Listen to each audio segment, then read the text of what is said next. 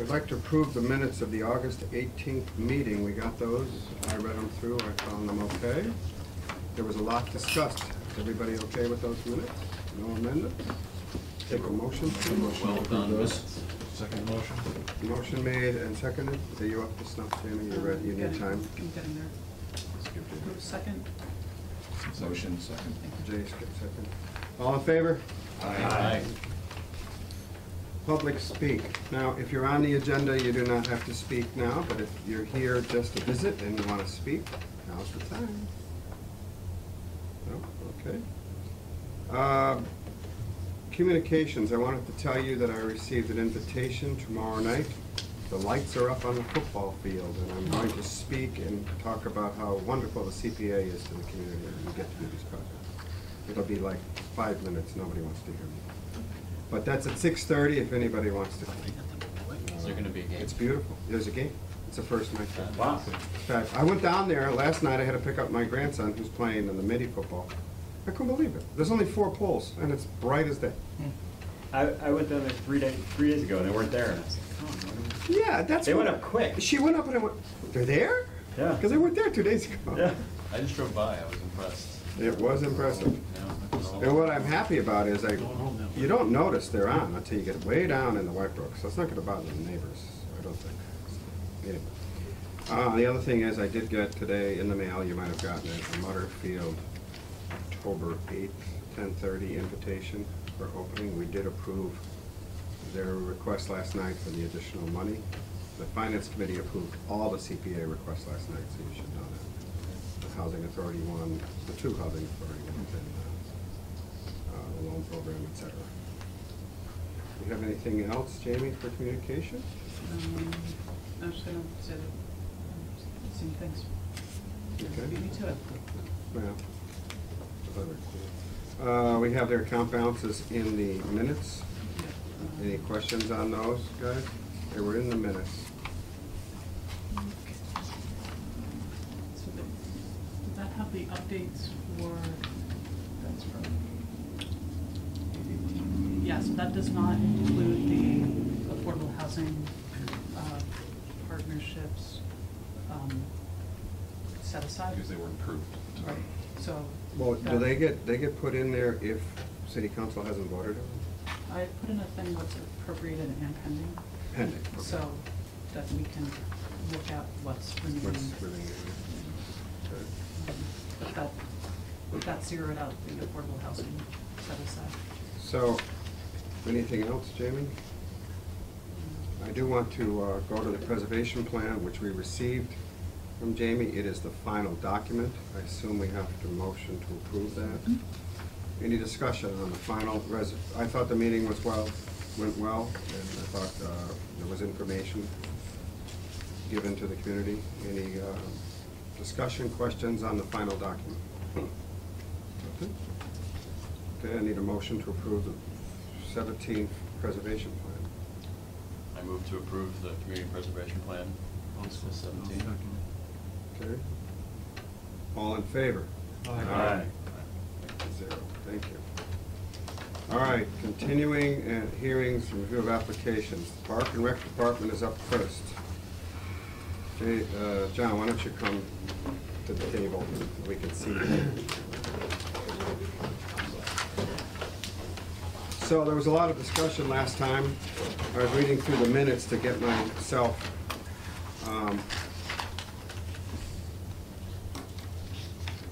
myself familiar again with them all. One of them was the bathroom, whether or not it could be redone, and there was some discussion by members on how the entrance bit would be redone. So I wanted to, John, are you prepared to answer those questions? I think you sent us an email Yes. about how the cost of the bathroom being totally rebuilt would be not really practical. Is that, why don't you go into those details? Yeah, to follow up on last meeting, the stone building, our doors are ADA accessible, so we don't have to worry about messing with the stone work. It'll be easy to get in there and take care of the work and get it to be ADA accessible. Constructing a new bathroom based on the last time we constructed one in the park, and figured out the cost of labor and everything else that's gone up. We figured it'd be around $250,000. That's twice as much as what we'd be asking for to renovate the current facility.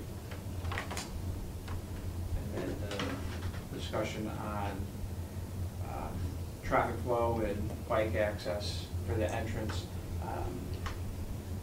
That was the plans or the schematic that was presented.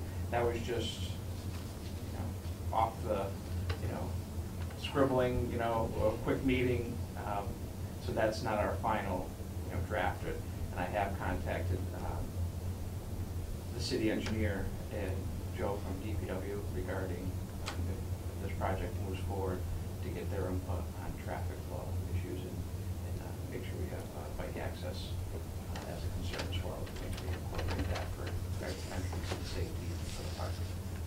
So the plan you gave us does not include that at present? The one we looked at? Yeah, that was done in 2011, so that was. That's not current. then. Yeah, that's not current, no. That was just, Well, give a after general this- idea of what we were looking to do. Do you need someone to design this new plan? Is that what Yeah, that- that's part of that. Part of the funding you That's need? part of the funding, yeah. How do the members feel about this? I'm okay, because I trust Park and Rec Director, but not seeing a plan when we all had questions about that. I'm wondering what you all thought. Think about the fact we don't have it's kind of a cart before the horse in that we're approving a plan that will come to us based on his ideas and what we've seen as a draft. But on the other hand, they can't do a plan until we fund it, I guess. Yeah, the state will not reimburse any costs associated with the project before they give approval on the grant, which will be in February or thereabouts. So And you they can't will not get the reimburse. So grant unless- if we did any work, preliminary work at a cost, it would not be reimbursable to the city. And you can't get this grant without funding from the CPA as matching funds Correct. prior to. And there's a timing component, is that right? Yes. Yeah, that's why we have to So- hustle this stuff. Yes, so it's by year end. I mean, I don't know what our options are as far as, I mean, ideally, it would, it'd be great to have Well, we like to a see what finished we're. design, but the design work is part of the grant proposal. Yeah, I think it'd be similar to what exactly was done with the boardwalk. It was up on Mayor Mike's wall, and it was a schematic picture of what it was gonna be. And then, So what we saw. then it was moved forward into the design and plan phase, once the Okay. money was available. So obviously this happens quite often. You can't spend any money to get the design finalized until you get the money, and we want to see the design, so it's really hard. Well, the design, for the most part was, I think, on point. Fairly close. Fairly close, yeah, just, getting all the experts in and reviewing it again and having, whatever landscape architect we select to do the work. You need bid ready documents is what you need. You have schematic and what the grant would actually pay for, similar to the boardwalk, is bid ready docs. Well, I'm comfortable funding it. I mean, we've got some language in this funding worksheet regarding access for all road users, and, maybe we can make it more specific if people have concerns, but, based on what I saw from the last meeting, and, I think we've made our priorities and concerns known, I'm personally comfortable funding it. what's curious to me, number 6 is what Ryan is saying, and I think that's sufficient language for me as it is, because it says for all road users, the park entrance we're talking about, John. What's concerning me is, and this is for all applications, what if something isn't done based on our conditions? I mean, I don't know what we would do. Stop funding? Because it's reimbursement, right? Is it reimbursement? No, for the Parks and Rec, because it's a City city department. department, that, as soon as the Money's city approved. council makes that appropriation, it goes into Parks and Rec's budget. What if the project's done under budget? Then It comes everything, stay over there, or does it come no, back? no, everything that's under budget comes back to us, so this has happened, John's given CPA money back, Barbara's given CPA money back. Every project that's had a surplus at the end of it has. With regard to city departments as well as private applications. Yes, but with the private, it never left the CPA. Oh, it doesn't get out, that you reimburse there. Okay. Well, Is- here's the is there- deal. Is there other precedent, like, I mean, like people that have been on the committee for longer, like in situations like, because I agree, it's, I mean, from the discussion, I trust where this is going, but I mean, theoretically, there could be a design that could come back that there would be further questions or concerns with. Is there precedent where this has happened in the past, where there's sort of been like a second, funding for a bid-ready dock and then a second review to be able to further approve something, or? I know for the boardwalk, there was public sessions, right, for the design and as that went forward, so, I don't know if there's a public component to this piece, but if there is, then the CPA committee would obviously be. Well, but he has to get the money to get the designs done. Yeah, I don't think it comes back to the committee. We've never done anything where it circles back around to the Here. committee for Well- another round of design approval. But what we have done is, if we feel strongly about certain conditions or provisions to whatever grant we have, then we make that explicit. So if there's something that, based on our discussion, we're concerned about, we can actually state, explicitly in the documentation and as part of the condition of the approval. Well, we're saying that, but the design is post-approval process. So, to me, it comes down So to where's the trust. teeth? Sure, no, absolutely, but I mean, I think it. The teeth is this: if the Park and Rec Department doesn't follow through, and we're not happy, and I think that's not gonna happen, then it'd be hard pressed for them to come back to us. And I think we pretty much have a long history of being able to come in on budget and do projects as. Right, and that's where the trust comes from. We trust our So department. you heads. see it as an issue of trust. I see it as an issue of clear communication. Like, I think if we have something specific that we want, we're doing a disservice to our grantee to not make it clear what exactly our expectation is. Because then later on down the line, we can have some, just some We don't difference wanna of be opinion about, ambiguous. what our understandings were might be different in the end. So, I mean, I don't think it's a trust issue for me so much as if we want to be explicit about certain things, now's the time to do that. Well, number 6 does, talking about the park entrance. Number 6 says, "The design for the park entrance shall incorporate accommodations for all road users as described in the city's complete streets administrative policy." Does that need to be more specific to satisfy committee members? I think it's pretty, in the city's complete streets administrative policy, bike access is part of that. So we could write, "and shall include bike access," et cetera, Is ADA access something we need to worry about in that? No? That's under complete streets as well. So that's all there. All the accommodations are in complete streets, so we're referencing a policy that's on the books. I don't know, how do we feel about that? My concern with the reason I brought that up at the time, and it's in the minutes here, is that new interest does not preclude future connections to the Manhattan bike path. Mhm. So that was actually my thought about that, like not just bike access, but tying this into the larger network, potentially doing that down the road and having that be a thought in the design process. It's similar. So maybe just putting that in the work, We Not could- that, and I think you heard that anyway, and that would be done anyway, but if that's. Well, if the committee feels that that's really important, we should put it in the conditions. I have no problem if you want to write another one. Yes? What would that, I would support that. In some ways, it's similar to what we were just talking about with the football lights. One of the provisions that we put in was putting the football lights far enough back that in the future, we could possibly have a 6-lane track going around that football field at White Brook.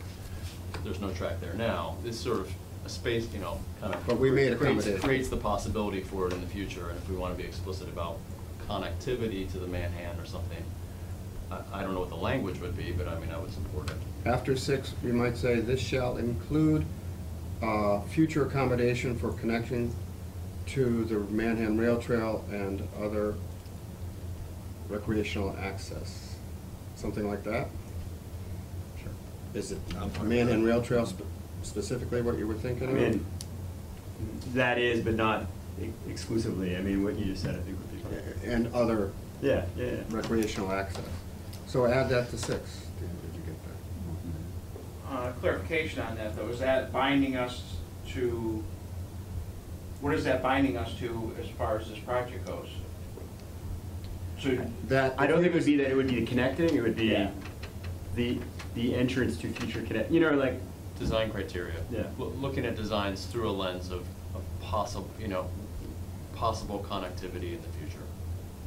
I mean, if it's impossible, you could tell us. I don't think, that. Yeah, I don't no, think it's not impossible, It's no, yeah. it's no bright line, Yeah. it's something, to be looking at as you go into the design phase when you're thinking about yeah, just what because, works the best. as we looked at the numbers and we're scoping out this project, running a connectivity towards, the trail, the rail trail. is But I think part of what it, they're so that's saying why is- I just Yeah, wanna I don't get- think anyone's calling for a, Yeah. new paved access directly into the rail trail connection, just a design that doesn't Impede foreclose future. that in Yeah, the future. right. Yeah, you're not gonna build a big wall someplace Because that's we're also talking obviously you'd have about to take down. connectivity, not even going through that entrance, but around the backside of the tennis courts or something like Yeah. that. But it's, just keeping it in mind so that it seems like it doesn't impede it. Greg's football and the football light analogy is really, is really apt. There's no track there, but now there could be, where Yeah. if they were 5 feet in, there couldn't be, So I don't think we're asking you to add to the project or add to the design, but don't impede the possibility of access. Does that make sense, John? Yep, that's. That'll be added to the, I addressed that in my that'll be email. added to, Yeah. did you get a copy of these conditions? Project funding worksheet, you got that, John? Yeah. Okay. Anything else, guys, we want to add to this? I think it's complete, and I have no problem with the project as it stands, personally. Remind me the timing on this and when we were thinking we were gonna vote on this? Well, one of the things we were going to discuss at the funding cycle discussion was, the next funding cycle is what, November? If we waited till November to vote on this, then it doesn't go to the city council for 2 meetings. And you need to know before December 31st, John? That's correct, yep. So my feeling is, when we have projects that have unanimous support, we don't hold up, because of the timeline with regard to the other government and council, et cetera. Why should we wait on it? As long as we know, we have competing projects now coming to us, some of them big, the Cook one is $300-some-thousand. So those we might think about making sure they go through the funding cycle so that we can decide if we can afford them.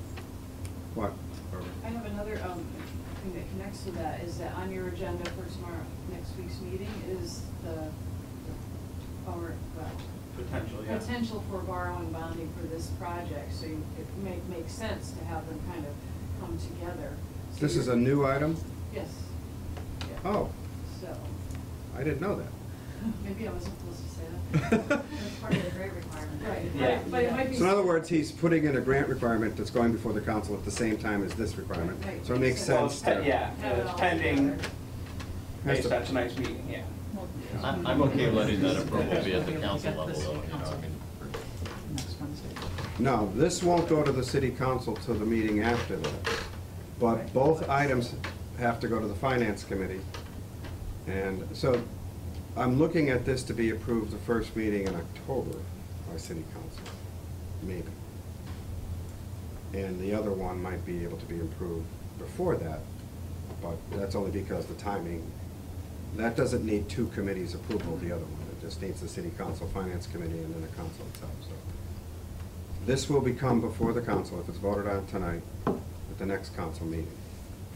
Then it goes to finance, then it comes back for public hearing, first meeting in October. Is that right timing? I think that is. So I feel that we should vote on these unless, I understand the reason for the cycle, because if we have competing projects and large dollar amounts, we might have to make priority decisions. This is doing exactly what we want the CPA to do, leverage another grant. The other grant can't be had unless we give it to it, so, to me, it's something we should do. I agree. Anybody else, is everybody okay voting on this tonight, out of cycle? Okay, I'll take a motion then. Make a motion to approve the Daly Field Montauk Park ADA project with the change to the project funding worksheet that Dan mentioned earlier, For the amount of $138,000. $138,000. Let's put that in. Second the motion. Okay. Any further discussion? All in favor? Aye. Let the record show that was unanimous. Thank you, John. You're welcome.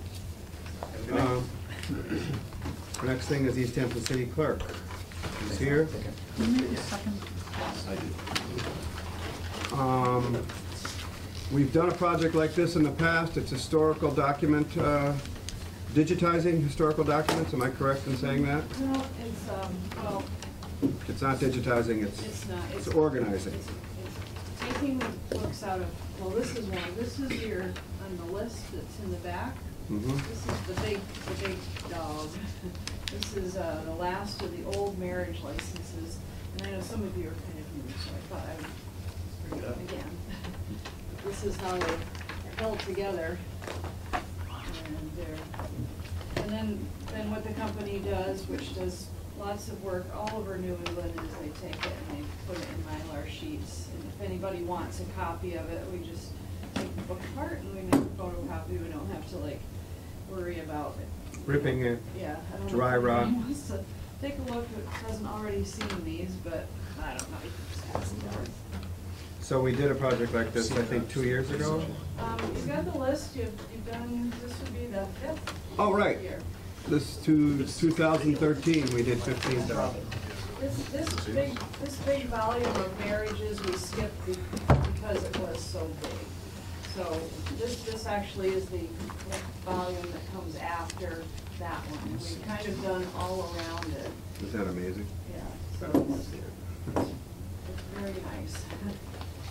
Also, in addition to doing that one big book, wanted to finish up the births up to 1953, because from 1953 on, if you came into my office for a birth certificate now, it comes out of the computer, the state now, so we don't really have to access those as much. So the ones prior to that, we still go in and we take it apart and we make photocopies and certify it. So it'd be very nice for my office check that to out? have it done up to Pass it around. when they're now all on computer. When you say they're on computer, from 53, they're scanned. The state has a database. Oh, really? They're not even, All, yeah, they imported, they had some of it on, so from 1953 to present, going forward, it's, you know, put in the date and the name and it prints out. We don't have to access the old records. okay. Yeah. And deaths, now is in a similar system, but that's only starts in 2014, so we're only on the second year of that. So I'm just kind of trying to, there's a few little gaps here and there. And like the births, the marriages, so I'm just trying to kind of get big clumps of the records that are in the least accessible binders, so that they are nice and accessible and they're protected, and these are all acid-free Mylar, Mylar things. Anybody ever wanted to see any of them, they can stop down. Someone wanted to do a history of East Hampton 100 years from now, they'll have access to It is documents. very cool. People use this for genealogical stuff. Right, exactly. You know, There you family go. search, so. And they're originals, So is this the last set of documents we have to do, or are there more still? Well, you know, we could just keep going. It kind of brings me to a good point, but I have to say some of our death records from even more recent time periods, it was on non-acid-free paper. They're yellowing. I mean, we're talking in the like 70s and 80s. Some of them are not original and some are original. So we have to kind of figure out what to do. But this kind of takes care of big bunches of, we've done a lot, and To me, these kind of things, what is precedence for doing all those death certificates, for instance, in the state and other communities? Is everybody doing this? Is it recommended that we do it? yeah, a lot of communities have done the very same thing, you know, and they use this very same company. Some But of they them- do it for all their records? They're not stopping with marriage Oh, and I mean, birth? I couldn't tell you what exactly every community is doing, but a lot of communities do this very same thing. But you don't know, well, I'm only Yeah. alluding to the fact that you have other records that you might want to do. Right. So, Yeah, I mean, I think this brings me up to a pretty good point, you know, I mean, we could stop at any time, but, sometimes it's like the ones that I would access that I have to take the whole thing apart and they're hard to get to and they're rusty and falling apart, those are nice when they're in something like this, and you know they're protected. Oh, There's a lot of books. well, we'll leave it to you to decide. Some of them are not originals, like, say, the original might be in Northampton, not in East Hampton. So, the older records, these are pretty much, you know, these are original records. Okay. What's the significance of 1906 as the starting date? Well, I think that Well, was the- a gap. Is there anything before Oh, 1906? No, not before 1906. All we have is, we have big ledger books, and it's all handwritten in. The story was that there was a janitor that threw away old earth. I don't know if that's a story or if it really happened, but our original records start in 1906. So we have nothing before But 1906? before 1906, I have them in big books, like We do where have they them. were, and those have been done earlier.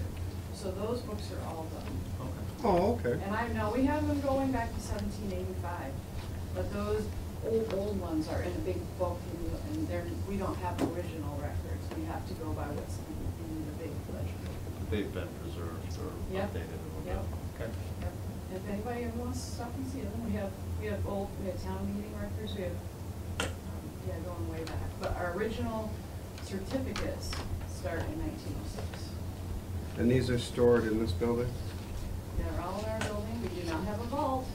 We're supposed to have a vault, but if this building was to burn down, unfortunately, you know,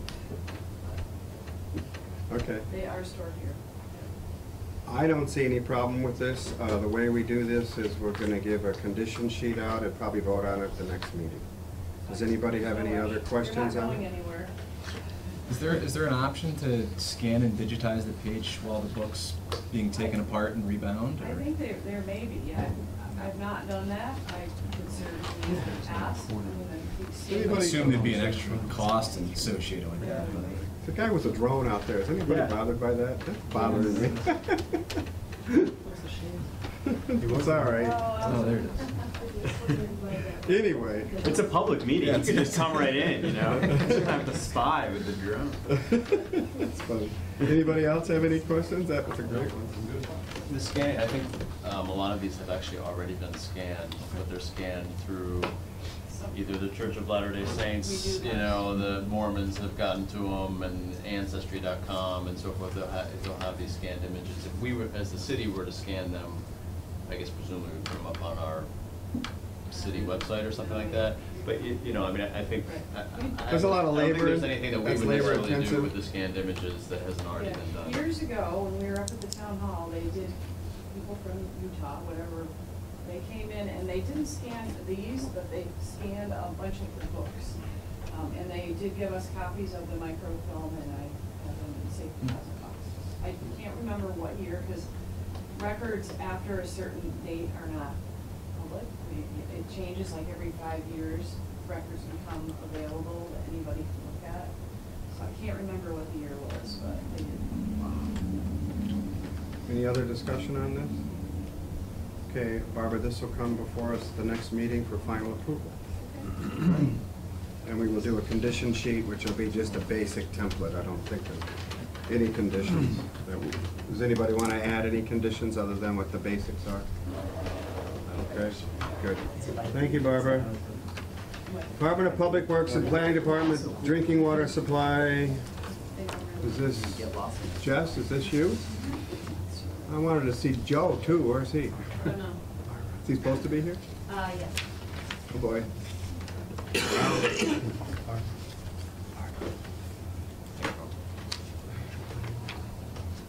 We're asking for $343,000. Ed, what's the matter? Is everything okay? Yeah. The request is for $343,762 of CPA money, and this is to protect land that actually is in Southampton, am I correct? It is protecting our drinking water supply. Correct. So it's open space preservation, and my biggest question is, it's okay, like the Hampshire County, it's okay for us to protect land that is in another community because it supports East Hampton's needs, in this case, water preservation? Because the state enabling legislation specifically says that money, any CPA funds can be used anywhere in the state. Oh, really? And that, I didn't know. on top of that, because the state matches the funds, you know, this is CPA money that's actually raised by all Massachusetts Mhm. taxpayers and not just East Hampton. Right. There So are if we no want to help, problems funding any project anywhere in the state. okay, that was a question I had for the Hampshire Council of Governments too, so that answers that. It's pretty straightforward to me. We preserve this land and we're protecting our aquifer. Correct. Is that the base of this? Our planner is here. You guys all know there's a guy out there. Yes. You want to say anything to this, Jess? Sure, couple of notes. First of all, just to sort of introduce who else is here, Barbara LaPlante, who is representing the property owners in Southampton. Oh, good. Marla Tank, who is Southampton Conservation Commission. Virginia, there's been a lot of people sitting around the table, so, for these projects. Also Virginia Southampton. Ahart, Southampton Southampton, Community yeah. Preservation. And then Mark Walmsley, who's with Kestrel Land Trust. So this property was first identified for aquifer protection in 1989, and I believe there's a letter in the packet that was sent by Stuart Becker. I saw that, yes. My predecessor, to the family. And so this has been a property that has been on the town and city's radar screen for quite some time. As you may or may not know, we have the Barnes Aquifer, that is our sole source drinking water supply for the city of East Hampton. We have several wells throughout the city, but the aquifer is the only source of water that we pull from for our drinking water. So it's critically important that we protect the aquifer, and as you all know, we have the best drinking water in the country that has been pulled from the aquifer. Plan after plan in East Hampton has always identified the Barnes Aquifer as a major natural resource for priority protection. More recently, the family came back to the table. This has been ongoing discussion and dialogue for years now. And Southampton, as you know, is booming in terms of residential growth. This property could sustain 14 single-family houses, which would potentially degrade the water supply by having single-family homes, fertilizers, dog waste, that sort of thing. So these are all critical things to think about in terms of what could impact the water supply. We have been meeting, the two communities, plus Kestrel, plus the mayor, have all been talking about this project, sitting around the table, trying to figure out a way to make it work for over a year now, I know it's been 2014. So it took a long time to come to a way to figure out how to split it equitably between Southampton and East Hampton. And a grant has been put forth, a land grant, which is a land acquisition grant through the state. Kestrel took the lead on that, put the application together, and that's been sent. A site visit was held with representatives from the land grant program about a month ago, not even, probably. Couple weeks ago. We'll be finding out in November whether we're funded or not. So the way that this is split, the transaction is a little bit complicated, so if I can just take a few minutes to sort of just explain how it would work. Southampton would end up owning land. East Hampton would end up holding the conservation restriction. So we would be able to be setting the rights in terms of what activities could happen on the property because we own the conservation restriction. And so we would want to make sure that as it's being drafted, that we're allowing uses that are not going to impact the water supply. The way that, and Mark can speak to this better than I can, but the way that this sort of shakes out is that the CR is worth way more than the land is in the end. And so the way that Kestrel has basically put this deal together is that the land grant would pay for $400,000. Southampton has already appropriated at Maytown meeting $380. If you turn to page of the budget in your packet, item number 6. So Southampton's contribution for the fee acquisition of the 25 5 acres is $350,000. East Hampton's contribution would be $300,000 for 2 conservation restrictions, and I may turn it over to Mark to explain those details. And then $400,000 for land. So this is how we are planning to sort of equitably split it up the best that we can. The owners are already giving a bargain sale. The land appraised higher recently, but they're still willing to sell it for $1,050,000. So that's less than actually the value of the land at this time. So they're giving a bargain sale to make sure to make this deal go forward. If the land grant is not awarded to the town of Southampton, who is the one who applied for it, the backup plan is to apply for a drinking water supply grant. So you'll see in the budget that there's a contingency one of $25,000 for each Southampton and East Hampton. Southampton is already appropriated there to the town meeting, and that would cover the $50,000 gap between the maximum amount awarded to a drinking water supply grant versus the maximum amount awarded to a land grant. So you can get up to $400,000 in land, you can only get up to $350,000 with drinking water. So that's that contingency. If the land grant is awarded, that money would not be needed, and we would be able to turn it back to the CPA committee for the project. Unless there are other contingencies? Unless, but we do have a second line item, contingency number 2 for $5,000, which is to potentially cover maybe some legal costs that we're not aware of if the baseline inventory comes in higher than we anticipate. But all of those have been accommodated for above that first total project total line. And these numbers have been developed by Kestrel as they've been trying to figure out the ceiling pattern and Kestrel. So Southampton is still paying more in the end than East Hampton, but we get the benefit of having the conservation restrictions. So the way that the deal is to be structured is that the land grant would come through. There's a fabulous chart that Mark put together. Is that the one with the The pies? graphic, The pyramids. yes, the Pyramids, pyramids. Which Which are are Sorry. roughly meant to represent the shape of the land. That's what we've got over. This is somewhat triangular. But I think this is a really great way to sort of represent the complexities of this and how it would work. So, Southampton would purchase 15 acres of land in fee for $700,000, $400,000 coming from the land grant and $300,000 from CPA. East Hampton would purchase a conservation restriction on 10 acres for $300,000, which is a bargain sale. The family would hold on to the fee ownership of that 10 acres with a value of $60,000. So that kind of shows you the difference in terms of the value of the land, the CR versus the land itself. But the land itself is only worth $60,000, but the CR is worth $300,000. So That's on 10 acres. That's on 10 acres. Can you explain for somebody who's not familiar with the marketability of conservation restrictions, how that's valued and why, what do you do with a conservation restriction that gives it You're taking away value? the development rights. As they explain in law So school. the value is really like what the developer would be willing to pay for to be able to develop it, is that? No, it's the highest and best use of the land. So if a developer were to buy the entire property in fee, so all the rights, including the development rights, this was appraised actually at $1,160,000, but again, the bargain sale of $1,050,000. The way that land breaks down, when they value out the lots versus the after value, so what the land would be worth after the CR development rights are taken out, I believe, if I remember correctly, that the CR value, the development rights, were $980,000, around there.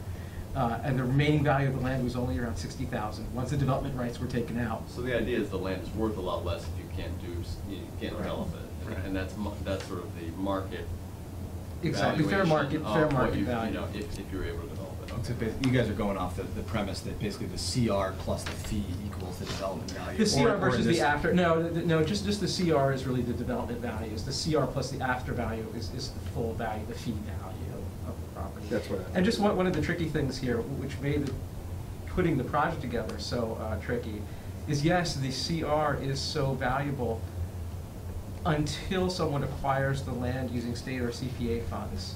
At that point, you're required to convey the conservation restriction. If you're acquiring the land in fee, you're required to convey the CR to another entity.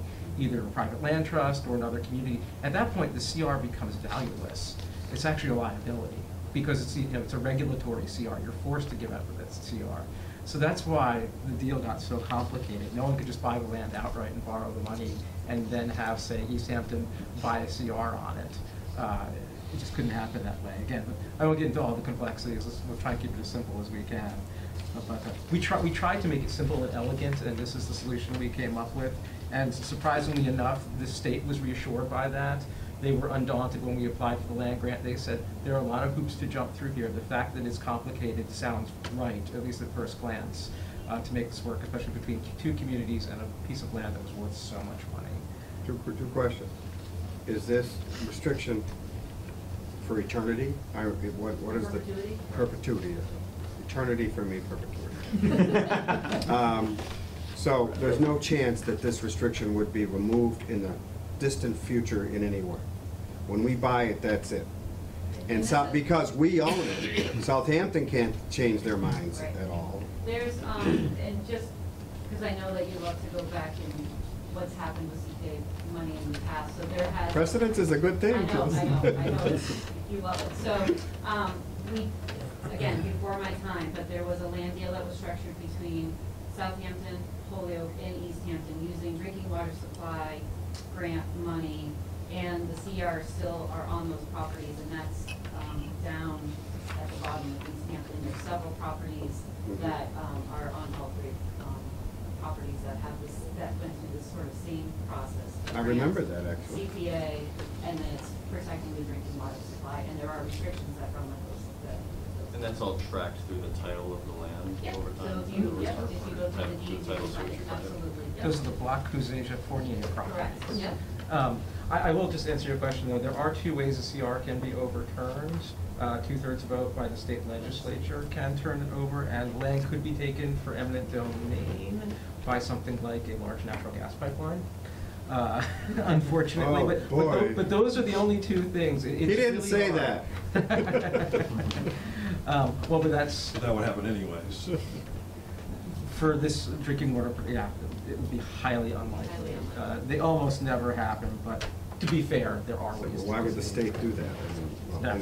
It would be highly unlikely. And the other question I had, Jess, is what would we allow? I know we allow trails and things on other restricted land. What would we be required with the restriction, or is it Southampton that would develop the land for uses that would be allowed in this way? So this is sort of the check and balances of why the state wants one entity to own the land and somebody else to hold the CR, is that there's this check and balances. So we haven't crafted the CR yet.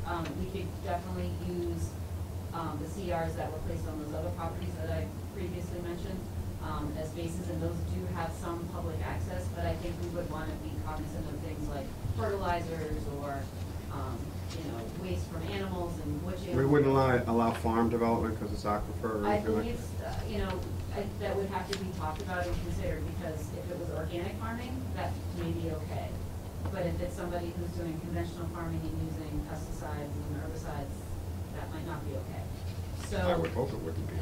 It depend on what they, I don't know enough about. Yeah, okay. what the chemicals There was a are. community garden suggestion as one of the options. I'm sorry? There was a community garden suggestion as one of the options in the open space recreation plan for Southampton. And So- another option would have been, as we have over our side of the aquifer, we have a farm that's rented out to a farmer, he pays it, and it's in his license, he can only use, manure only just before he's gonna till it, and potash and lime, and that's it. So it's totally controlled, but that's why we're looking to you to know, so that will help us. Then, can we put a park on it, which that's kind of expensive? Should we lease it to a farmer as we have our land over the aquifer? Could we put in a community garden? There's many different things, but you have to let us know. And I wanted to say that when the site visit was held with the state, Bob O'Connor, for the land grant, he made it clear, he said, you understand you can't change your mind later as a town and want to put a school here, right? You get the land grant, that's it. And I said, yes, that's why we want that here. So the land grant also guarantees we can't do anything with it. without 2/3 of the state legislature. Does the land grant itself put restrictions on what can be there, like? no- I mean, don't remember Yep. the details, you, for land. Yep, there are grant? some standard things that they look for when the state reviews it, they want to see those. State reviews the CR draft. Well, Because- access, public access. Yeah, there's some things they want too. They do. Because there's open space protection, and then this is aquifer. To me, that's a whole nother ball of wax. We have to It make is, sure it that, is. that's protected real well. And I trust the communities that that's why we're doing this. I don't know if the committee wants to see that in the conditions, or whether you want to see the CR coming forward. There was a draft that you submitted with the land grant. Yeah, it was a pretty generic CR. The state is using a standard template CR right now. It can be tweaked quite a bit, but we kind of filled it out. And that's the standard for these things. I mean, I would feel, CRs really need to have attorneys in the room, and, you know, I think that's something that you would have to, it's gonna get hashed out, and I think there's enough people at the table that we're gonna make sure that all the bases are covered. in terms right, you're of not gonna offer a license. Who does the CR? Attorneys, so we would work with our state solicitor. Well, maybe But is it, mechanics. I mean, it's not this body that would determine what the Oh, no, actual no, no, no. restrictions are, we're No, just no, no, no, approving no, it, we would- but at what point do the conservation restrictions become, do they coalesce? and Well, become they would clear? have to go before city council eventually, I mean, it has to have a council sign off, Conservation so. gets Well, I was gonna involved. ask about the timing on this. We approve this, if we approve this, say at the next meeting for the November cycle, because it's a lot of money, I think we wanna wait for that cycle. Number one, do you have a timing issue with regard to either sale or closing or Grants. grants? That's a Mark question. Yep, we need to know support from both communities by the end of the calendar year. So another December one. It's the same, and it's the same agency that does the land grant, that does the park grant that John's Oh, really? So, are those competing? I'm sorry? Do they compete?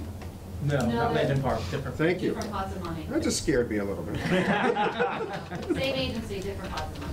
All right, so, And just also to clarify something that Jeff said, we are actually going to start putting together the drinking water protection grant, just in case anyway. I think the RFP just came out. I'll hear about that tomorrow. And I think we're gonna start working on that with BayPAC, just to have that second swing at the plate ready to go if we need to. We don't wanna, this is really our last chance on this project. The family, we had an option to purchase the land, and that's already expired, and Barbara has done a really great job working with her family members to kind of keep it open, so we'd have one last quick shot. So this is really it, and I think it's been encouraging to the family that it's moved forward now this far after so many years. The vote in Southampton this past spring was amazing. For those of you who weren't there, 174 people. We really had no idea going into that public meeting whether it was going to get voted, and it was unanimous, and people stood up and cheered afterwards. unanimous? It was unanimous. 174 people voted yes. Exactly. That doesn't And happen. it wasn't only the $86,000 that was appropriated, it was the full 700. They have to borrow the rest, because again, it is a reimbursement grant from the state. Okay. With that in And mind, there's 14 family members? 11. So there's 11 heirs to keep happy. oh my God. Okay, I don't want to get into that side. Just so you understand how Complex it is. how complex it is, and there are members of the family that don't want to see this protected and would like to sell it off immediately and get the money. So there's There's a developer waiting in the wings, you could say. Okay. So, Jess, you said something about the CR has to be done before the city council votes on it? well, the CR would get drafted and the council votes on all the CRs. So it would go But to the not before property. the it would go- CPA funding. it would go to the CPA gets funds first, Right. and then it goes to the council, but when it goes to the council, you would have to put in the CR. The CR would be a different track and a different project. So the CR would be going before the property subcommittee. Oh, that's a different, okay. Because it's a Yeah. real estate related. It's a real estate, yeah. Yep. So that would be a completely different, But obviously, if we approve this money, we are saying as a council, as a CPA, that we'd like this restriction to happen. So when it goes before the property committee, those details are simply approving the details of something we've already essentially approved by virtue of spending the money. Because we buy it and then the CR happens, we have to buy the restriction? Or is that something, I don't know, how does that work? I mean, how does the, Probably has to be recorded on the property, well, the right? CR, but I'm just, with That the- is an interesting point. I will have to look into exactly the timing of that. the CR relation to everything else. Yeah, how the CR comes together, because the state takes their own time with CRs. And of course, I mean, they're gonna be an even higher watchdog on this. They will, Good provided the grant money, they will know what the natural resource values they're trying to protect through the land grant on this. So no matter what gets hashed out between the two communities about the CR language, it still has to go through the state's And the lawyer. state's gonna be the one, it's their money too, so, okay. Yeah. Yeah. Okay. Right. Things that can State delay CR things. review process. Assuming all goes well, what's the timing of step 1 and step 2? Assuming the land grant There comes was through. there's a timeline in the packet. Is it on the last page? It's near the budget somewhere. Yes, project timeline number 5, after the maps. Page 7. Page 7. I missed it. Got it. So Southampton approved their vote in May, the grant was submitted in June. We should be hearing in November whether we receive the land grant, is that correct? So, And so it looks like fall of this year we will start to develop the CR once we hear whether we receive the grant. So are step 1 and step 2 essentially simultaneous, or are those two distinct events that happen with some time between them? there's a number of distinct events that happen here. And to some degree, East Hampton is kind of on their own track in terms of, to satisfy the state grant requirements, it's really mainly Southampton's thing. The state just wants to know that East Hampton has approved it, but it's kind of not less important. It's, again, you only have to meet the timeline at the end of the calendar year for that. In terms of East Hampton actually purchasing the CR, that could technically happen at any time. Honestly. After we approve the money. After you approve the money, and obviously you'd want to see that, the state grant funding is approved. And the way the CPA, the way the town meeting warrant was worded for Southampton, that money is only going to be appropriated if East Hampton, votes to appropriate their money and one of the two grants comes through. So there's 3 legs to this stool that all have to happen for the project to happen. And we don't distribute CPA funding until the CR is ready to go and it's approved by the council? Or is the money kept in a account for us, I would think, Yeah, I'm right, trying to Jamie? think of the last CR we purchased was for Paul Street Extension, which was through CPA money. And, we would have, I don't know how the attorney part works with working with Jack, whether we be paying for it, out of the CPA or whether the mayor's office would pay for his time, but, we would need to get the city solicitor's time, and that may be substantial prior to any acquisition happening, so we may need to pay for his time. And then reimburse it through the CPA. Okay. Okay, this is another out-of-cycle possible issue. When's our next cycle, November meeting? Mhm. That's too late to vote on this if this is a December 31st deadline. Because it has to go to the council then, first meeting council. Could be voted the second meeting of the city council, but that's really risky if we don't have a quorum. Simple as that, then it can't get voted. We have to call a special meeting. So I would rather do this earlier than that, so I'd like to get this approved at the October meeting, again, out of cycle, only because of the deadline. This is a lot of money, though, so I'm putting that out there, but I'm not saying, that, I don't want to pressure anybody. That's just out there because of the timing of it all. To me, personally, now that I know everything, historically, this has been something we've been trying to do in the city for a long time, starting way back with Stuart Beckley, and the opportunity's not going to come around again. And I believe the owners when they say there's a developer waiting in the wings, because that's always the case. There's a lot of pressure on open space, and Southampton is doing a lot of development, so that makes sense. So, that's just me. I don't know. Members? Agreed. It's a big project, but it seems like an important project, and yeah, it seems like with open space and aquifer, once they develop it, you can't turn back the clock on that. You're not gonna get it back into valuable aquifer land anymore. And one of the things that I'd point out, and again, it's why this land is appraised so high, I mean, there's a decent amount of aquifer land that's, if not buildable, but you can fit 1 or 2 house lots on.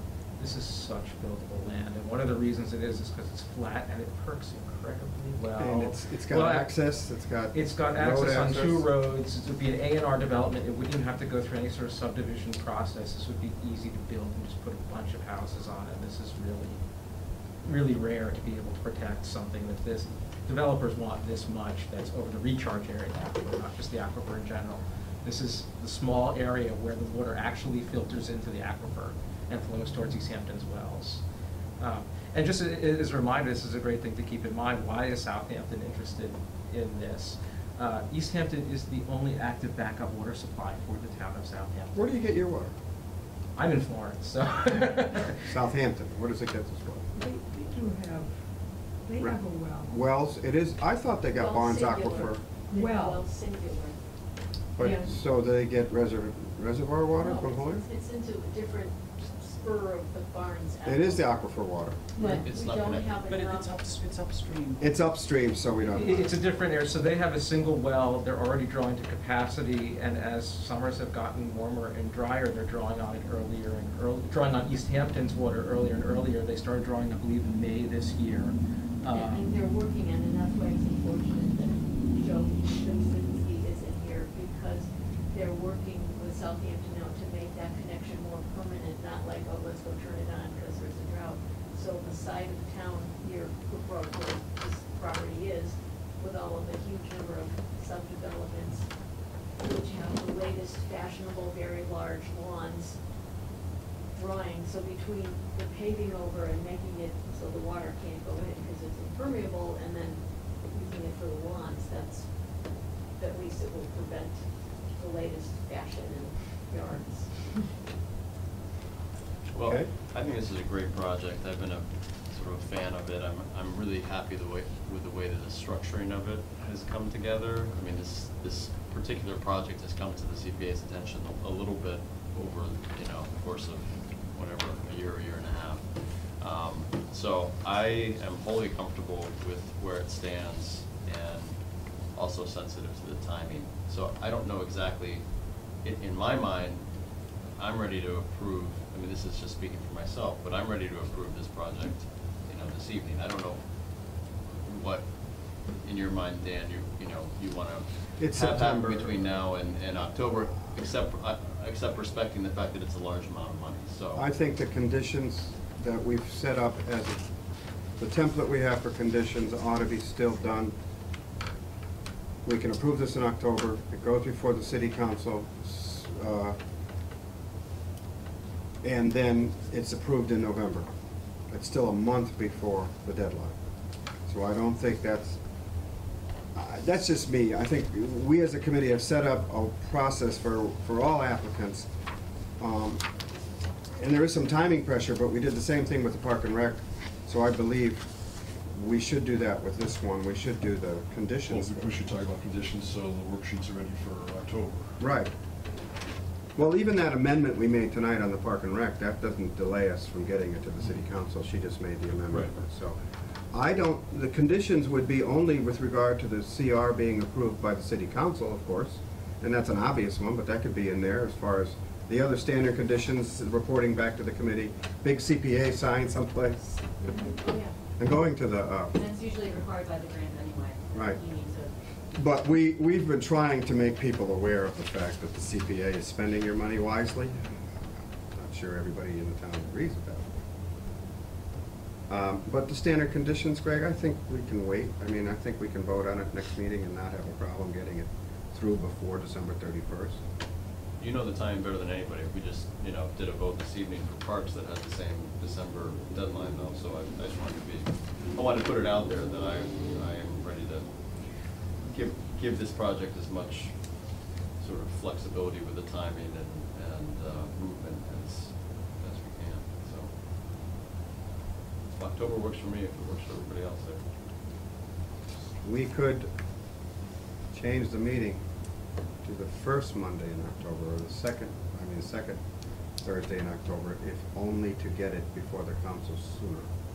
This is an option. I'm not sure. Is there a concern, I mean, if we approve it the next meeting at the regular, that would slow, I mean, I think nobody wants to slow it down.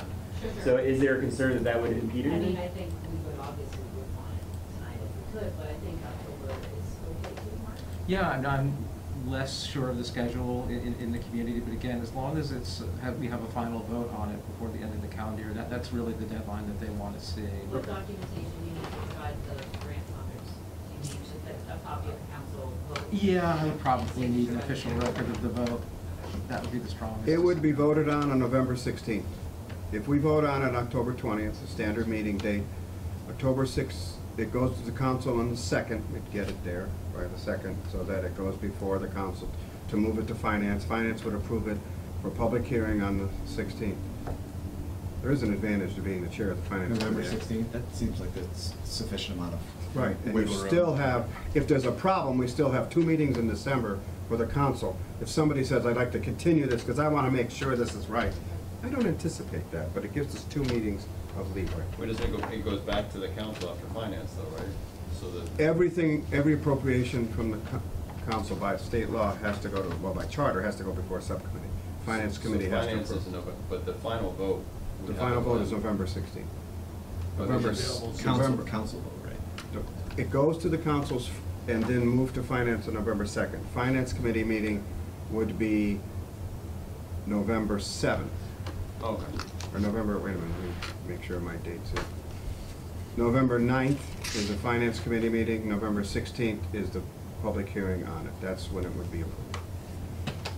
Dan, do you expect any opposition to this in the council, or you think this will just cruise right there with the rest of our funding requests? No, I don't expect any problem, because we have the luck, and I'm gonna speak highly of our planner. We have the luck of having all of our department heads do a good job of explaining what we're trying to do. And you know what, I have to say this, if there's unanimous support from the CPA, and I'm assuming you guys are all in favor, but if you're not, even 8-1 or 8-2 votes, or 7-2 votes, the council has historically approved it, because really, the CPA money is really this committee's purview. If we want it to happen, it's gonna take a lot for the council to say no, because we're in charge of this money, and it's really, it'd have to be something ridiculously controversial, in my opinion, and I don't see that happening. I think everybody at that meeting will drink water. Yeah, water's not controversial. Water's kind of important. And in light of the drought for funding, it's more important to make sure every drop that does fall. There you go. This guy gets down there. There you go. Yeah. And you know what? Southampton's putting a lot forward. A unanimous vote by their legislative body is incredible. It means that they understand that East Hampton's water supply is important to Southampton, so I don't see any problem. Right. But again, we have 2 meetings in case. Okay? So we're gonna do conditions, we're gonna vote on this next meeting. I don't know Is there who any need. information you need from this team here to follow up, or feel like you have everything you need? Committee members, there's a lot in this document in here. Read it over again. If you have questions, submit to Jamie a request to have Jessica. It'd be nice to have Joe at the next meeting.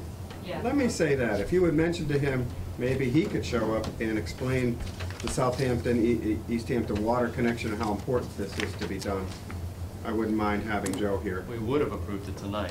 Just let him know that. Sure, tell him that, see what he says.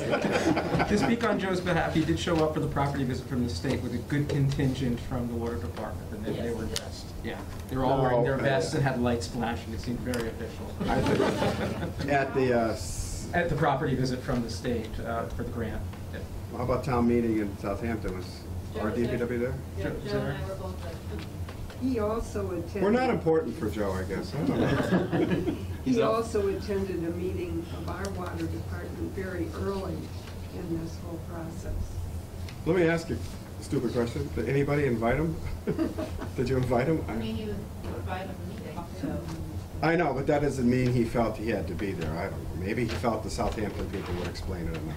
It's fine, I can. I'm just gonna ask him to come to the I next will. meeting. Maybe he just wasn't aware.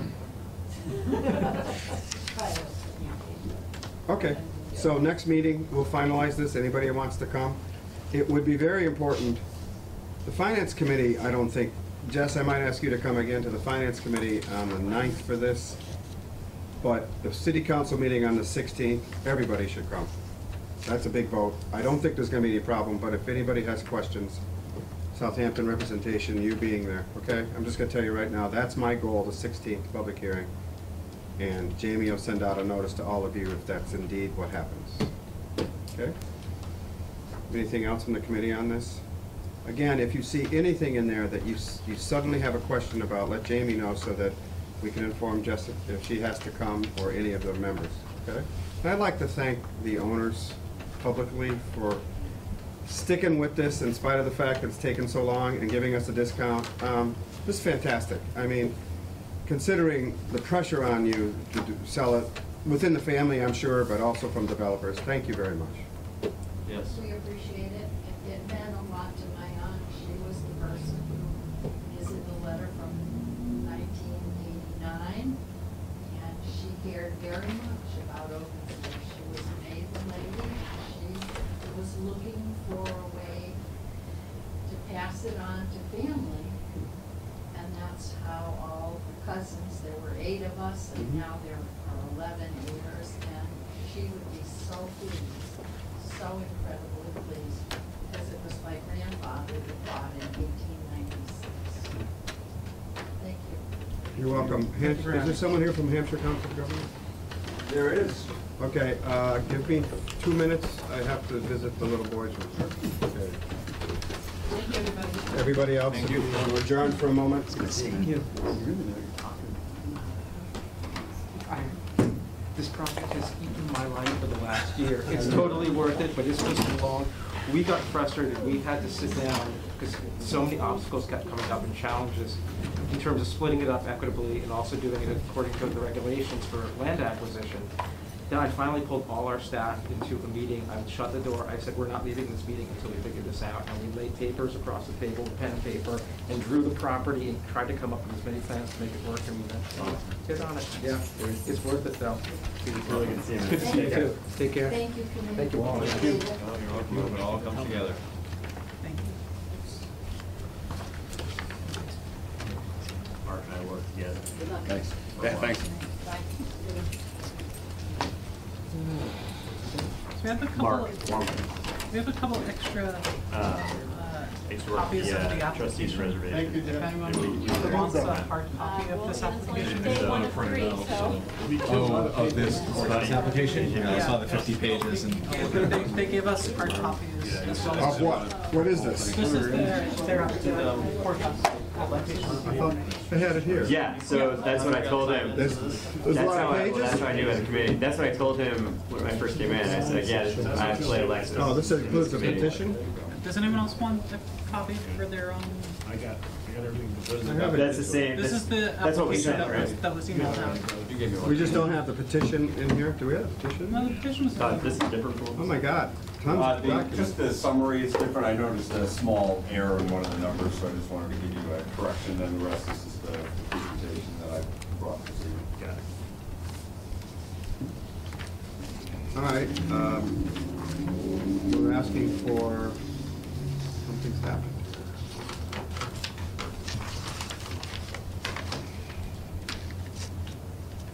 $135,696. Okay, you are Mr. Hi, I'm Todd Ford. I'm the Executive Director of the Hampshire Council of Governments, and I am, I guess, officially here on behalf of the inhabitants of Hampshire County who officially own the courthouse and its grounds. I'm going to do my best to represent the inhabitants of Hampshire County. I understand that the project is quite different from what you've probably been used to, and glad to save the most challenging one for last. I just have a short presentation about a little bit about the courthouse, if you're interested, a little bit about what we've been able to do and why we are approaching the communities of Hampshire County for this. So I don't know if everyone's familiar with the courthouse on the corner of King Street, Main Street, downtown Northampton. It's been there since 1886. It's one of the most historic pieces of property in Hampshire County.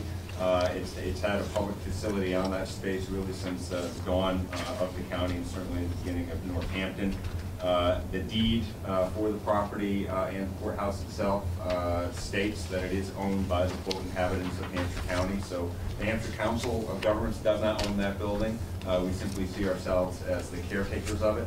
And when the county was abolished in 1999, it was really the only piece that was left to be part of the Council of Governments per se.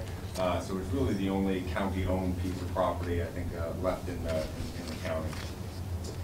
Certainly that site was sites of Shays Rebellion had a presence there. There was witch trials, slave trials took place on that site. It's listed on the National Register of Historic Places.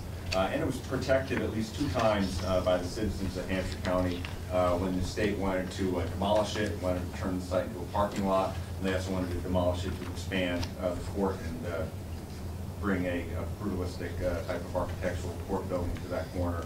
People at that time rose up and protected it, and the building certainly needs our support and protection one more time. I'm certainly well aware that the facility itself is located in the city of Northampton, so I appreciate your time in just hearing us this evening. But it is really a county resource. There are a lot of events that take place on the property, both inside and out, that are open to the county. Obviously, the law library for the county is located there. Upstairs on the 3rd floor is the Superior Court building. That is leased by the state and used by the county. In fact, it was just used for the jury selection of the big murder trial that's coming up. There is an art gallery space on the 2nd floor, which is open for all the Arts Night Out activities. And the grounds itself are used for the summer concert series. Monty's Cancer Connection Camp Out is there. It's really an active space, and we hope to certainly continue that activity. We began this project with a grant from the Groesbeck Foundation. Groesbeck was a judge who practiced in the space. His heirs also happen to own the Celtics. And so we were able to use that money and really start the preservation process with an architectural assessment that we did my first year in the council in 2011. And that architectural assessment prioritized the many needs that the building has. Back when that was completed several years ago, the total cost of the restoration of the courthouse was about $3.7 million. The first step was to restore the steps and the portico roof, and the second step was to repair the tower, which is what we're here for today. So the steps were able to come together. We made a round of Community Preservation Act fund requests with Northampton, as well as some other communities. And we were able to have the state set aside $4 million in a bond authorization. And the state immediately released $500,000 of that bond authorization, partly in part because the city of Northampton was able to participate with their CPA funds of $100,000 at the time. More on that later. So we began the work of the steps. That was priority number 1. That work is complete. I definitely invite you to come and take a look at what we were able to do there. So both the front steps and the side steps on Gothic Street were basically brought up to code. Were completely preserved using all the original materials. New handrails were added to both. Both had to be completely excavated, taken totally apart, and put back together again because they were sinking into the earth. So we're proud that we're able to go through the first phase, and now we're on the second phase of the project, and we're still trying to raise additional funds for that, because what we've been hearing from the state is in order for DCAM, Department of Capital Asset Management, to recommend to the governor that the money be released, they need to see a lot of public support for the project. And so that's why we've been on this mission to try to raise public support both monetarily and otherwise for the project. So to date, we've raised $37,000 from area banks. We have received $100,000 from the Northampton Community Preservation Act Committee. We will be going back to the city of Northampton in this current round, asking for their remainder share, and I'll get into the share calculation in a second. We also received $8,000 from the small town of Goshen, who believed in the county mission that we were talking about, and that it was in fact owned by everyone in the county. And the small town of Goshen was able to donate $8,000 of their Community Preservation Act money. Again, the $300,000 from the Groesbeck Foundation. We are receiving contributions from the legal community, and we're going to open up a memorial fund for a prominent attorney who passed away a couple of years ago. and his family want to create a fund where the monies are going to be split between the courthouse restoration, also some causes that he believed deeply in, and donors $100,000 or more to that fund are going to be added to a plaque that we'll install in the courthouse. We also have a Buy a Brick campaign, which is more kind of the retail element of it, where you can buy a memorial brick, which will be installed on the new walkway when the project is completed, and we've raised several $1,000s through that campaign as well. The tower itself and the need for this is, I think, really acute. The tower is kind of literally crumbling, and I certainly would invite, if there is interest at all on this committee in the project, certainly invite you to come and tour the facility with me. The tower really hasn't been touched since the building was built in 1886.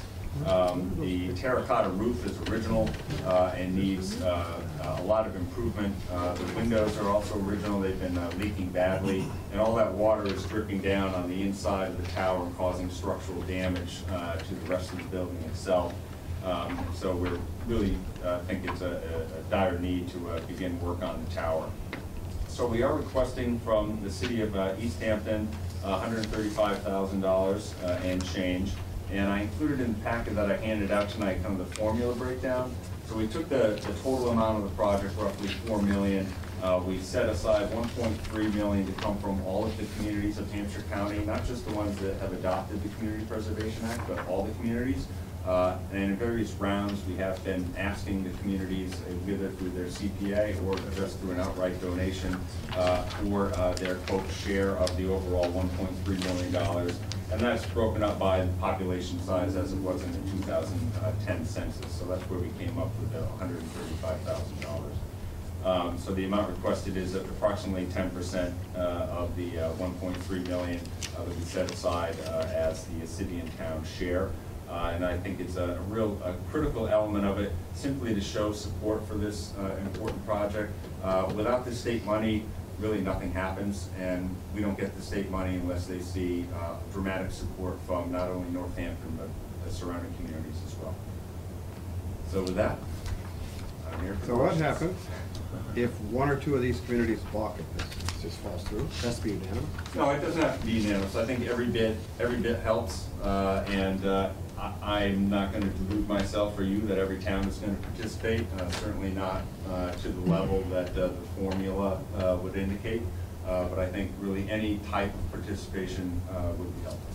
So how many of these communities are not CPA communities? Well, that's a good question. I don't have that off. South Hadley just failed by 7 votes or whatever it was. Right. I think Northampton's passed by 1 vote, or was that the override? Holyoke's currently without Holyoke's CPA. considering but it, they're- right? it's Yeah, but coming that's not down. part of our count. Oh, right, right. Count. They're- Hampton, they're yeah, Is Amherst is a CPA community? Yeah. That's a big chunk of cash. Belcher County. So Goshen and Northampton have already contributed money. Is there any communities you've approached that have said no? Amherst said no in the first round, which was 3 years ago. Belchertown said no in that first round, but if you say no, we'll be back.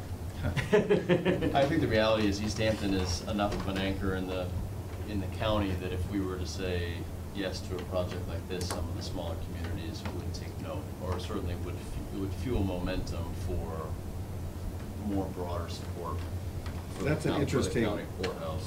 That's an interesting. I think Northampton needs to also clearly take a leadership role here, but East Hampton and Amherst are the two sort of next largest. Well, South Hadley, I guess, is there too, right? So, but you know, based on our proximity and our relationship with Northampton, you know, we have the possibility of playing an important role in this project. It's a unique kind of project, though. You know, I definitely have a lot of questions relating to it because it's not in our city. This ownership structure is unusual, isn't it? I mean, aren't the rest of the courthouses owned by the Commonwealth? Yeah, most of them are. Yeah. So I find it a little odd that the state's sort of saying, oh, well, it's contingent on you providing funding. I mean, I hear you. I mean, if this is the only courthouse in the state that's not owned by the Commonwealth, it seems like they ought to be a little bit more open with the pocketbook. You know? Well, they're given $4 million, aren't They've allocated $4 million, but for each dime of that, for each release of that money, it's big process. Is there a Mostly political. figure that they said, we'll give you the total if you get $1,033,300? They haven't done it. We've been advised, mostly by Senator Rosenberg's office and others, that if we go in with amounts that are specific to stages of the project, that's the best way to do it. So the tower architect estimates will cost about $1.3 million. And so that's the current apps that we have before the state.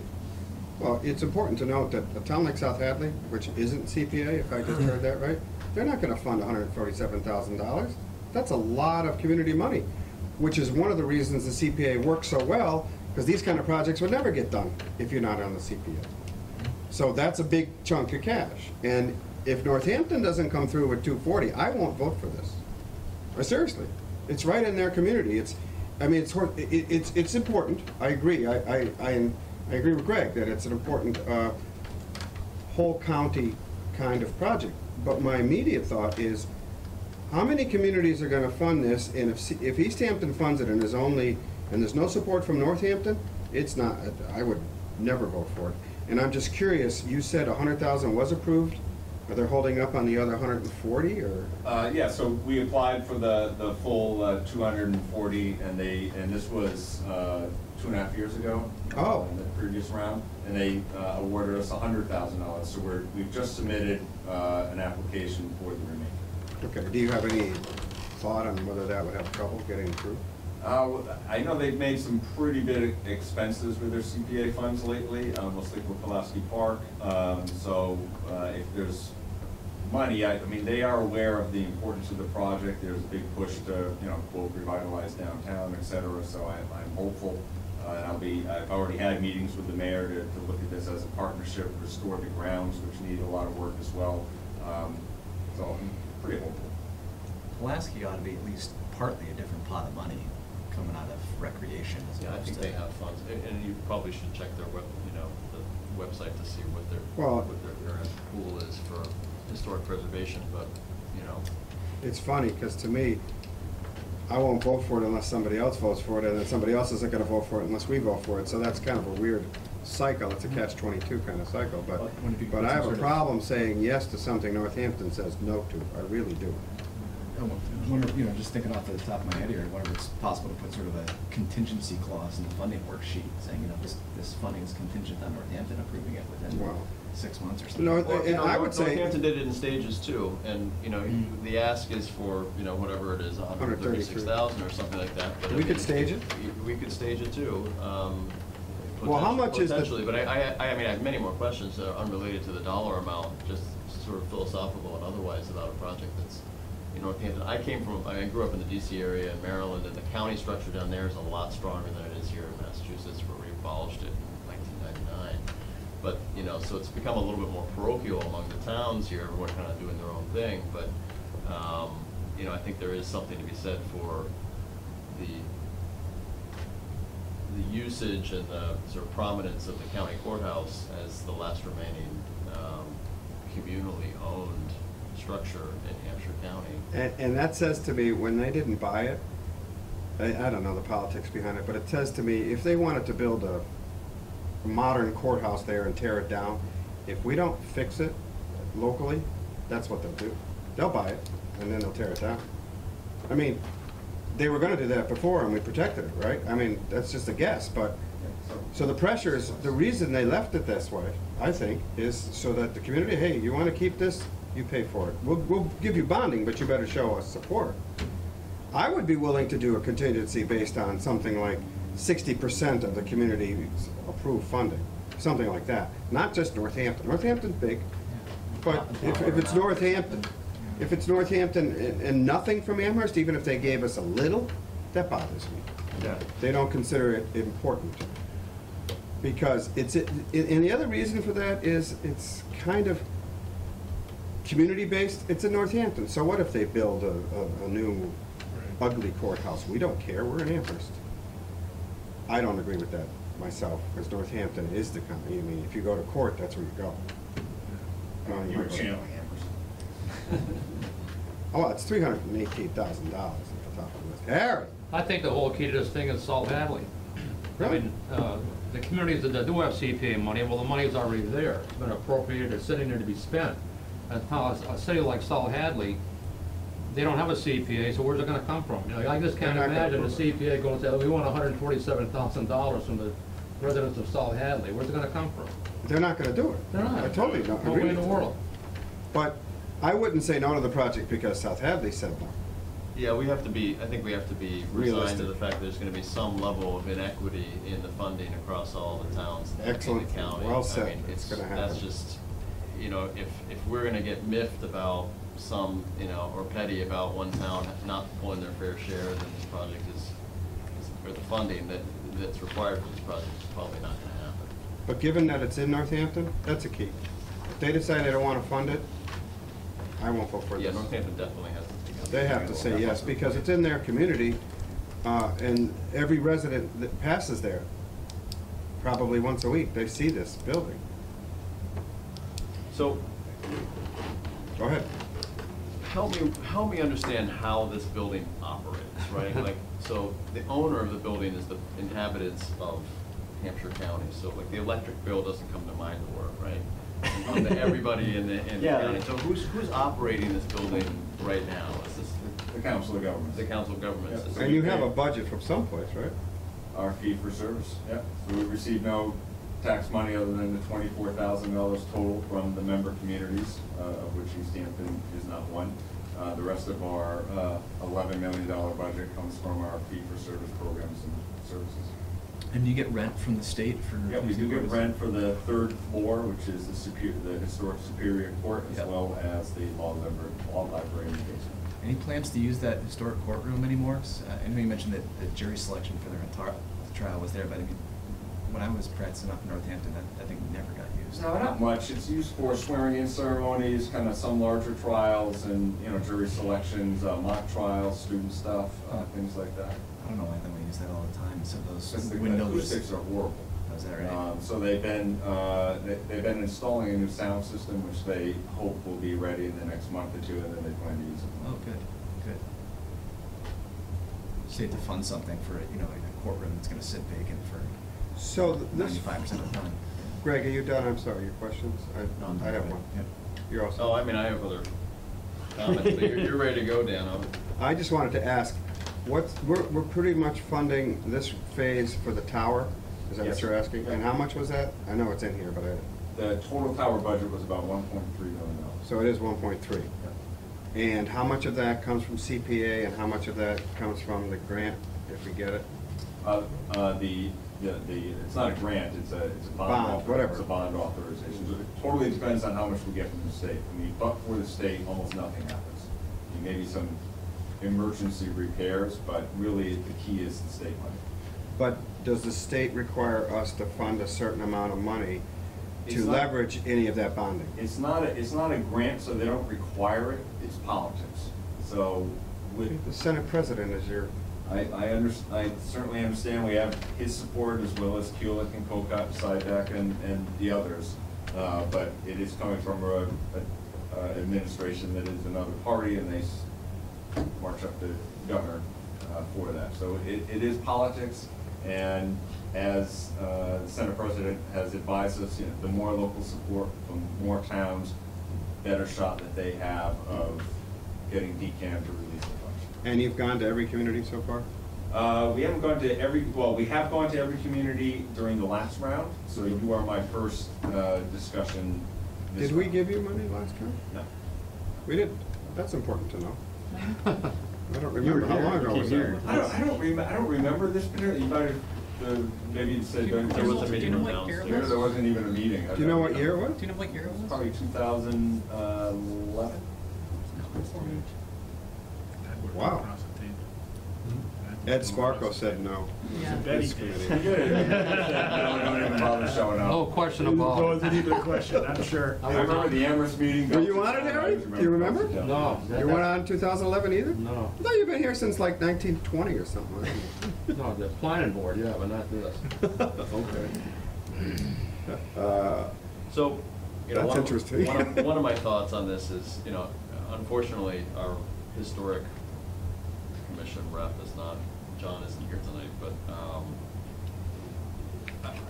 it's unusual to get a request like this coming from outside of East Hampton, and it would be nice if the Historic Commission championed this. This is really a historic preservation project. Great point. Great And point. having somebody in our community who really embraces it and believes in it and is, getting back to your politics, the local politics side of this, even from the optics kind of, you know, we have East Hampton taxpayer dollars that we're charged with expending responsibly. And to, you know, I personally don't have any issue sort of taking the lead and putting some of our East Hampton taxpayer dollars towards a project like this. But it doesn't necessarily look good for somebody outside of our community coming in and asking for working, you know, taxpayer dollars in East Hampton to then kind of go and go over Northampton.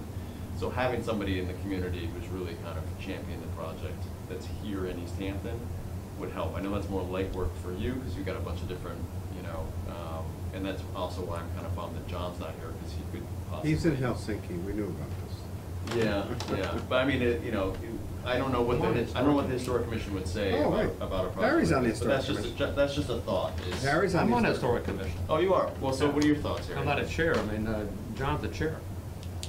John. I mean, not the chair, but he's a member with myself. Yeah, so. He's the representative, but. Right. You're for planning board, but you're on the commission. Right. Okay, well, what do you think? Well, what would have to happen, you'd have to come before the Historic Commission and let us know what he wants to do, and we'd take it up and look at it and everything else, and then make a recommendation, you know, to come back here. I think that's a great way to go about this. I think Greg has a great point.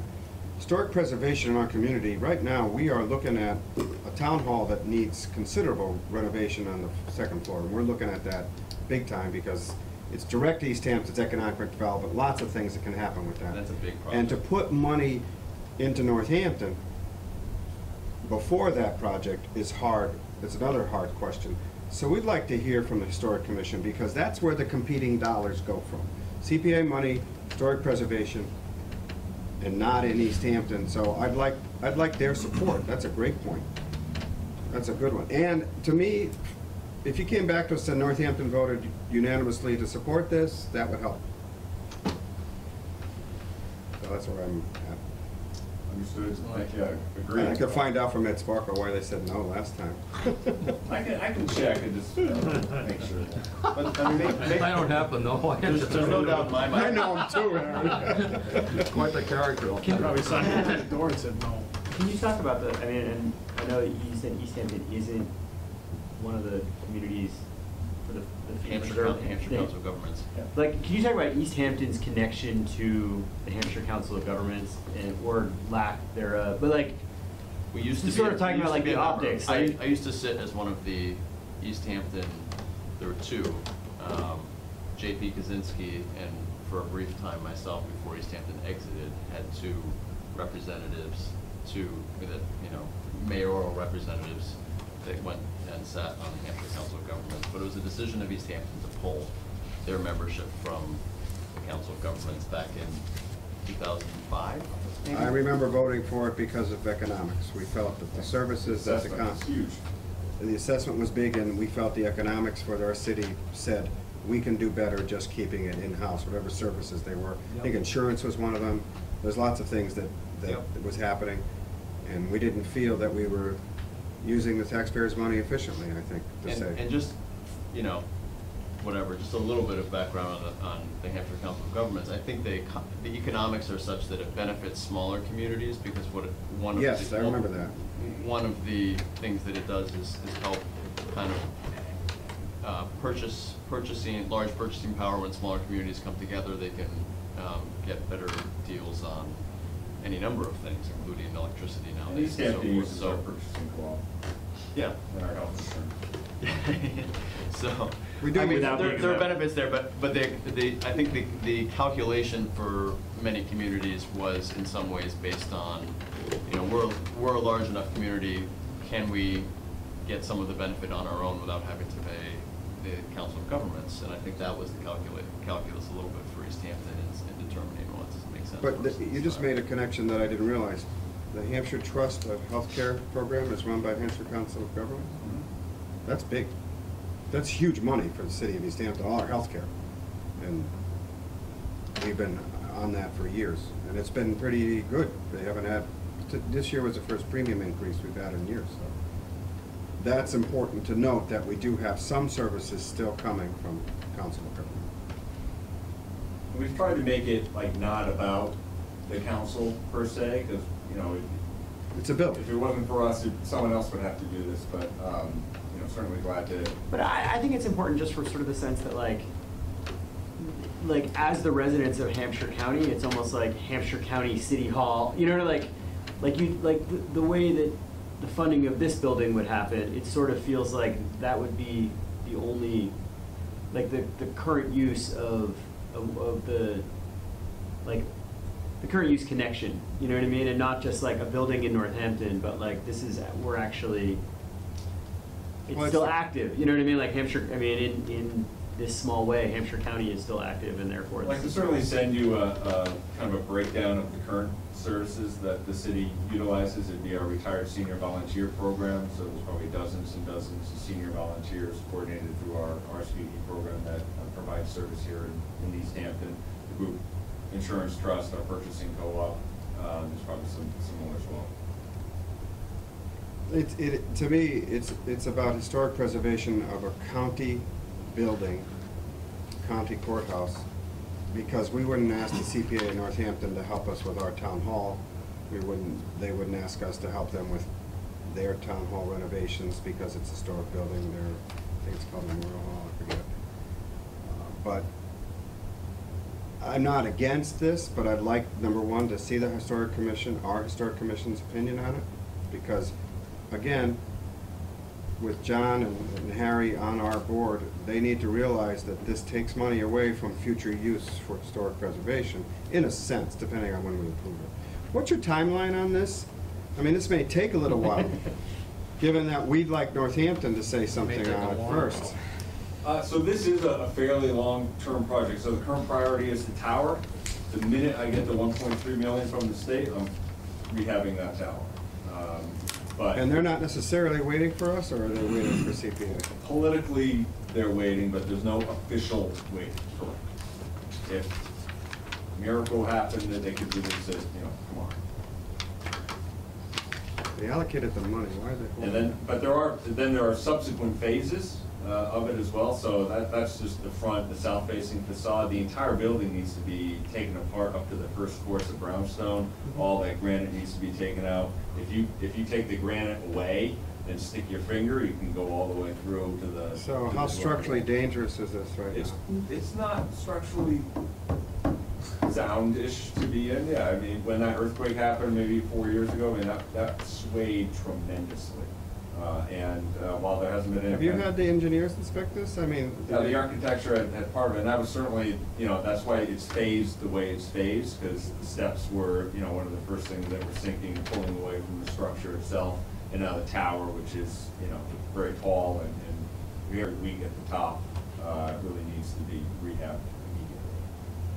I would like to see them release the money immediately, given that. I mean, you're waiting for governments that have difficult decisions to make. It's not in our community, et cetera, et cetera. That scares me.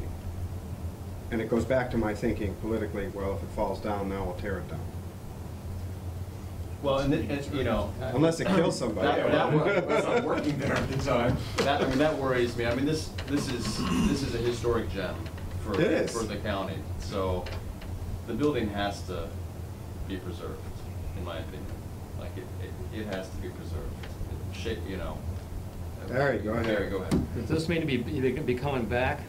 If this is only one phase, are you coming back to us again? No, well, I mean, no. Once a city or town like Goshen, we're done with Goshen. They gave exactly what we asked, so we're never going back. So you'll never come back to us again. So it's a one-time deal. It's a one-time deal up to your allocated amount in the formula. The reason why we're going back to Northampton is they only gave 100. Because they did it in stages. No, I mean, if you continue this project on, and you're gonna do some more work on this thing, is that gonna be more funding, or? Not during my lifetime, sir. No, because they got the $4 million from the state, and I think the state is just waiting to see if any of the communities do it. But they can't wait if something is dangerous that this is happening.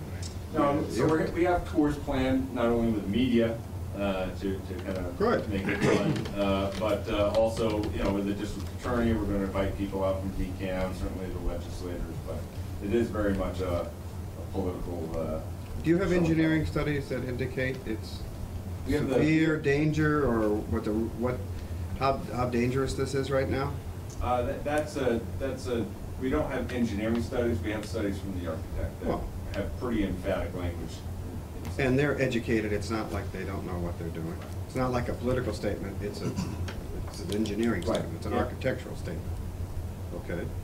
Can I suggest that we continue the conversation maybe at another meeting? Just given this time. I would like to, finish this up, and I would like you to, before you come back to us, go to the Historic Commission in East Hampton.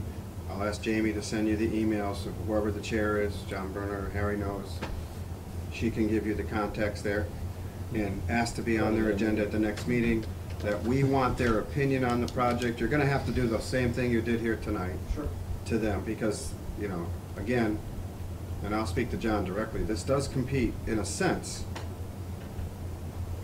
with their ideas of projects they may want. When's your timing to go back to Northampton CPA and? So we just filed with Southampton today, I believe. Northampton's application is due at the end of the month. Good. Okay, thank you. Thank you very much, I appreciate your time, guys. Yep, it was a long meeting, guys. In regards to agendas, when they'll come back. I want them to be put on the applications on hold area. So we're gonna put your application on hold until Jamie hears back from you, and you'd have to come in hand with a recommendation from the Historic Commission. If they say they're not gonna support it, you're out of luck, I'm afraid. Pressure's on. What can I say? When you come to, when you come to the Historic Commission, if you could have an updated funding list of who's contributing, who hasn't to that point, it would certainly help. I don't think that's a fair statement. I think if he finds local champion here in East Hampton to take it on, he has an audience. I'd love that champion to be the Historic Commission, but if there is a significant voice here in the community that feels strongly, they can bring it before the CPA, and I'm willing to hear them. Okay, I agree with that. That might have been too extreme. But for me, the Historic Commission support is big, and that's big. Yeah. But I don't disagree. Well, that's my with- preference, too. I don't disagree with that. If you want to be that champion, Greg, that's great. But Oh, I sit on the committee, so I'm not gonna be the champion, but I do Oh, it's all right. believe, You I can do believe champion. that it helps to have somebody coming from the community, so. right. In other words, if the Historic Commission says no and you want to try a different route, so we'll listen to you again, even if they. Stand next time. No, but you can talk. All right, thank you, everyone, I appreciate it. Thank you. Okay, we have nothing else. Everything else is on hold. I like that. So put this one on hold until we hear from them. And I'll take a motion to adjourn. Motion to adjourn. All in favor? Aye. Next meeting is October 20th. Okay. Thanks, guys. It is crazy, it's not open space. Yeah. It's really like if it was a state-owned building, it would have been dealt with a long time ago. It feels like to me. Like Every other courthouse is private- owned by the state. Like, That's the strangest, I gotta turn it off. like it's owned by an entity that doesn't even exist. Don't say stuff. collective